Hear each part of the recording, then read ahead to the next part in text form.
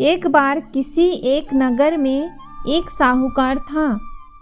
उसके घर में धन की कोई कमी नहीं थी, लेकिन कोई संतान ना होने के कारण वह बहुत दुखी था।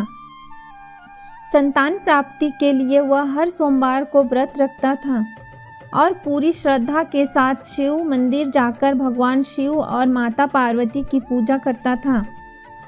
उसकी भक्ति देखकर एक दिन माँ पार्वती प्रसन्न होकर भगवान शिव से साहूकार की मनोकामना पूर्ण करने का निवेदन किया।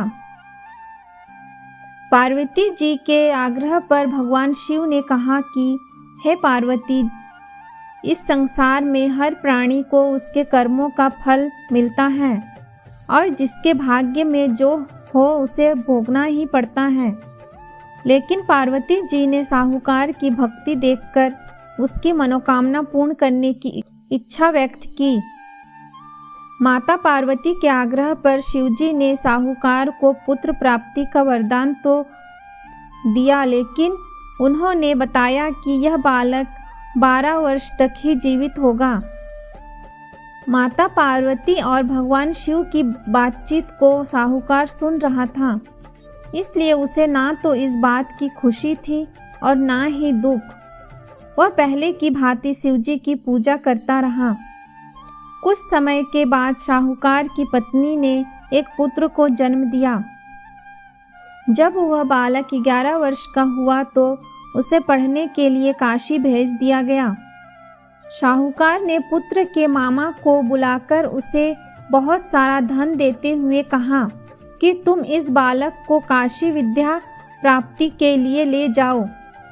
तुम लोग रास्ते में यज्ञ करते जाना और ब्राह्मणों को भोजन दक्षिणा देते हुए जाना।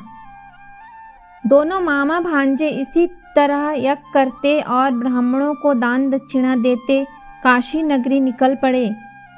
इस दौरान रात में एक नगर पड़ा जहां नगर के राजा की कन्या का विवाह था, लेकिन जिस राजकुमार से उसका विवाह होने वाला था वह एक आंख से काना था। राजकुमार के पिता ने अपने पुत्र के काना होने की बात को छुपाने के लिए सोचा, क्यों ना उसने साहूकार के पुत्र को दूल्हा बनाकर राजकुमारी से विवाह करा दूं। विवाह के बाद उसको धन देकर विदा कर दूंगा और राजकुमारी को अपने नगर ले जाऊंगा।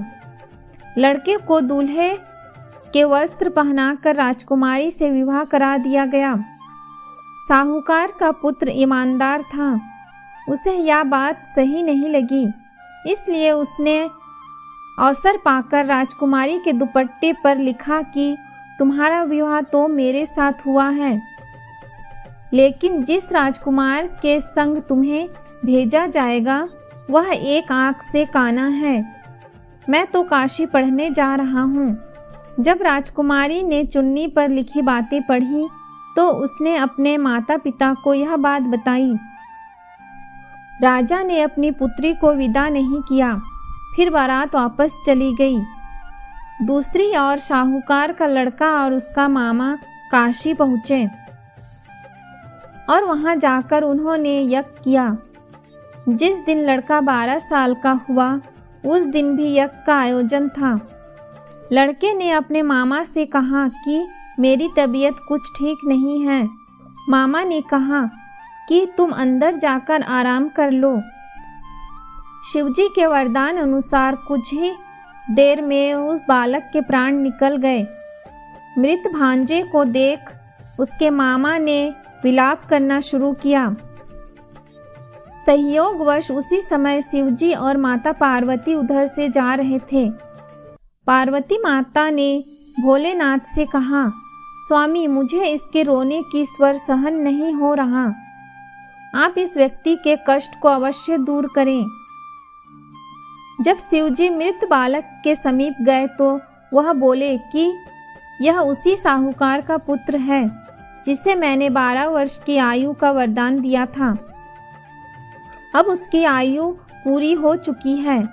लेकिन मातृ भाव से विभोर माता पार्वती ने कहा कि हे महादेव, आप इस बालक को और आयु देने की कृपा करें अन्यथा इसके वियोग में इसके माता पिता भी तड़प तड़प कर मर जाएंगे। माता पार्वती के पुनः आग्रह पर भगवान शिव ने उस लड़के को जीवित होने का वरदान दिया। शिवजी की कृपा से वह लड़का जीवित हो गया। शिक्षा पूरी करके लड़का मामा के साथ अपने नगर की ओर वापस चल दिया। दोनों चलते हुए उसी नगर में पहुँचे जहाँ उसका विवाह हुआ था। उस नगर में भी उन्होंने यज्ञ का आयोजन किया। उस लड़के के ससुर ने उसे पहचान लिया और महल में ले जाकर उसकी खातिरदारी की और अपनी पुत्री को विदा किया। इधर साहूकार और उसकी पत्नी भूखे प्यासे रहकर बेटे की प्रतीक्षा कर रहे थे।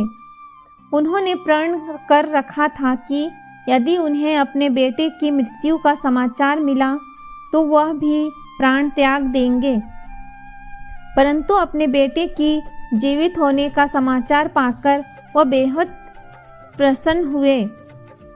उसी रात भगवान शिव ने साहूकार के स्वप्न में आकर कहा, हे श्रेष्ठी, मैंने तेरे सोमवार के व्रत करने और व्रत कथा सुनने से प्रसन्न होकर तेरे पुत्र को लंबी आयु प्रदान की है। इसी प्रकार जो कोई सोमवार व्रत करता है, यह कथा सुनता और पढ़ता है, उसके सभी दुख दूर होते हैं और सभी मनोकामनाएं पूर्ण होती हैं।